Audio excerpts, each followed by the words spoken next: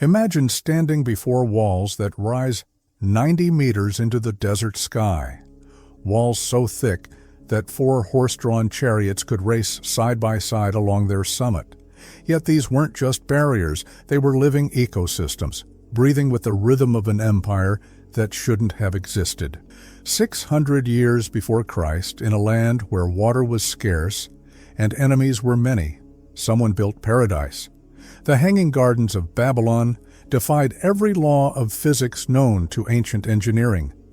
Water flowed upward, trees grew in the sky, rivers ran through air. This was impossible, yet it happened. The contradiction cuts deeper than mere irrigation. How do you create a mountain of vegetation in a desert without destroying the city below?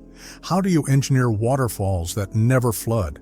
How do you build an artificial ecosystem that outlasts the empire that created it? The answer lies buried beneath 25 centuries of sand, waiting for artificial intelligence to reconstruct what human eyes can. Babylon wasn't just a city. It was a superorganism designed to process the wealth of the known world. At its peak, nearly 200,000 souls moved through its streets like blood cells through arteries. The empire stretched from the Persian Gulf to the Mediterranean, controlling trade routes that connected 3 continents. But numbers alone don't capture the true scale of Babylonian ambition. This was a civilization that measured time in cosmic cycles, that mapped the movements of planets with mathematical precision that wouldn't be matched for another 1,000 years.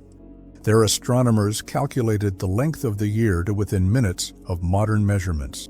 The city itself functioned as a massive computational device. Every street, every building, every canal served multiple purposes: defense, commerce, worship, and administration, all integrated into a single, breathing system. The famous Ishtar Gate wasn't just an entrance.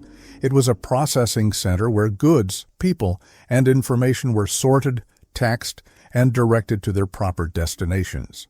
At the heart of this machine sat the Hanging Gardens, the crown jewel of an empire that understood something we've forgotten. That true power isn't just military or economic, it's the ability to make the impossible seem effortless. The visible gardens were merely the tip of an engineering iceberg that extended deep into Babylon's foundation. Modern AI reconstruction reveals the true scope of what Nebuchadnezzar's engineers accomplished. They built a 3-dimensional water management system that would challenge today's hydraulic engineers. The foundation logic began 60 feet underground. Teams of workers excavated a series of interconnected chambers, each lined with bitumen and lead to create waterproof reservoirs. These weren't simple storage tanks. They were pressure regulation systems designed to maintain consistent water flow, regardless of seasonal variations in the Euphrates River. The subsurface engineering included a network of ceramic pipes, each joint sealed with a mixture of bitumen and crushed limestone that remained watertight for centuries. But the real innovation lay in the gradient calculations.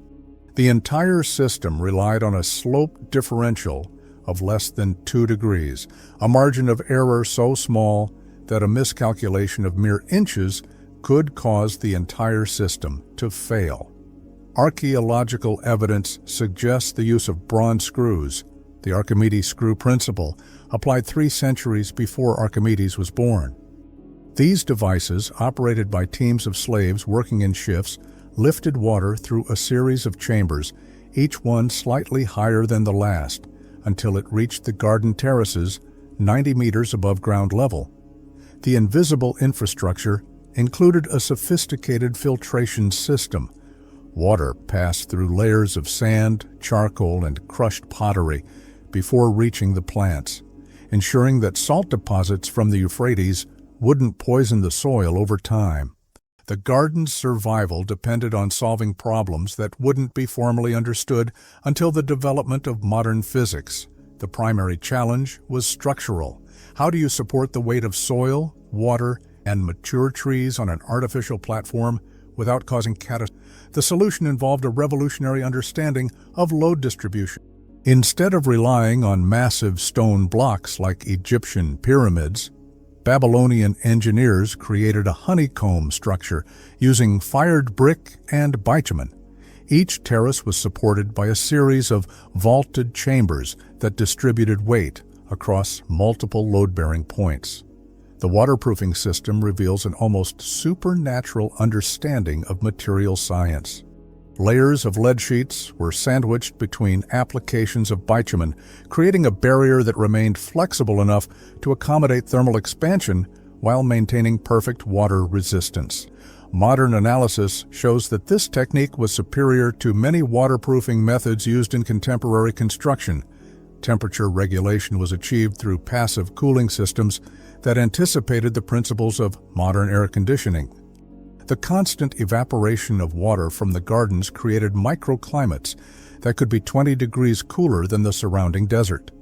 Strategic placement of trees and water features created air currents that drew hot air upward while pulling cooler air from the shadowed chambers below. The irrigation system included overflow channels and drainage systems designed to handle the violent storms that occasionally struck the region. Rather than fighting natural forces, the engineers created structures that channeled and redirected them, turning potential destruction into controlled water management. Within this artificial ecosystem, a complex society operated with clockwork precision.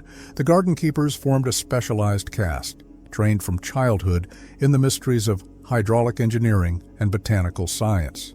These weren't simple gardeners. They were technicians maintaining a machine that required constant adjustment and repair. The water operators worked in 4-hour shifts, operating the bronze screws that lifted thousands of gallons daily from the Euphrates to the upper terraces. Their work was synchronized with astronomical observations, as water requirements varied with seasonal changes in temperature and humidity. Plant specialists maintained detailed records of which species thrived at different elevations and moisture levels. They developed techniques for soil management that prevented salt buildup and nutrient depletion, knowledge that was passed down through generations of carefully guarded apprenticeships. The gardens also served as a living laboratory where court astronomers conducted experiments in applied mathematics. The regular patterns of plant growth, water flow, and seasonal change provided data for calculations that improved everything from architectural planning to agricultural scheduling throughout the empire. Religious ceremonies were integrated into the maintenance routine. Priests performed daily rituals that coincided with essential maintenance tasks, ensuring that the spiritual and practical aspects of garden operation remained synchronized. The gardens weren't just beautiful, they were sacred spaces where human engineering merged with divine order. The end came not with conquest or catastrophe, but with the slow erosion of knowledge and purpose. As the Babylonian Empire fragmented, the specialized castes that maintained the gardens began to disperse. The complex oral traditions that preserved engineering secrets were lost, as political upheaval scattered the technical classes across the ancient world. The gardens required constant maintenance to survive.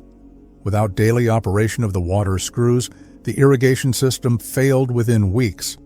Without regular replacement of waterproofing materials, the supporting structures began to deteriorate.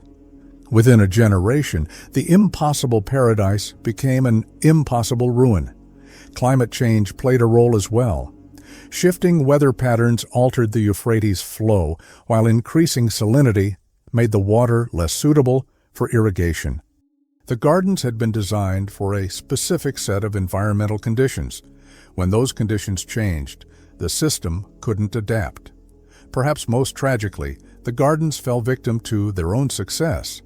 Later rulers, lacking understanding of the engineering principles involved, attempted modifications that compromised rural integrity. Well-meaning renovations destroyed the delicate balance that had sustained the system for. By the time Alexander the Great conquered Babylon in 331 BCE, the gardens were already in decline. Classical historians describe ruins rather than living paradise, marking the end of humanity's first successful attempt to engineer an artificial ecosystem. Today, Artificial intelligence allows us to see what human eyes cannot. By analyzing archaeological fragments, historical accounts, and geological data, computer models reconstruct the gardens in their full glory. These digital recreations reveal engineering principles that anticipate modern sustainable architecture by over 2 millennia. The Babylonian achievement proves that our ancestors possessed sophisticated understanding of complex systems engineering.